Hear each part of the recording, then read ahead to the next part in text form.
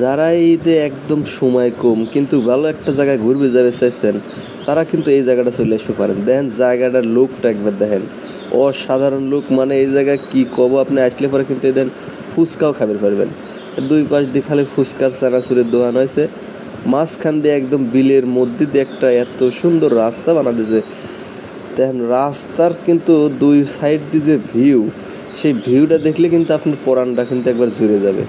আরে এইরকম অজপাড়া গ্রামে এরকম একটা সুন্দর রাস্তার ব্রিজ যে করে দিবি, এটা তো আমি আসলে ভাবতেই পারি নাই যে আমাদের এই পাবনার ভিতরে এত সুন্দর একখান জায়গা আছে। আপনারা কিন্তু না আসলে কিন্তু বুঝতে পারবেন না এই জায়গাটার সৌন্দর্য। দেখুন যেদিক চোখ যায় খালি সবুজ আর সবুজ, এত সুন্দর লাগেছে জায়গাটা আমার কাছে। কিন্তু জায়গাটার লোকেশন যদি আমি না করি তাহলে কিন্তু ভিডিওটা অস্থির হইলে না। যদি আপনারা কেউ জায়গাটাতে আসতে পারেন তাহলে অবশ্যই পাবনা বাস টার্মিনাল হইতে চেতনের মোড় থেকে সোজা যে রাস্তাটা চলে আসছে একদম ইদিলপুর বাজার ব্রিজ পার দিয়ে সোজা আপনি 2-4 কিলো আসলে পরে কিন্তু এই জায়গাটা পাওয়া যাচ্ছেন। এই জায়গাটার নাম হচ্ছে গজারি।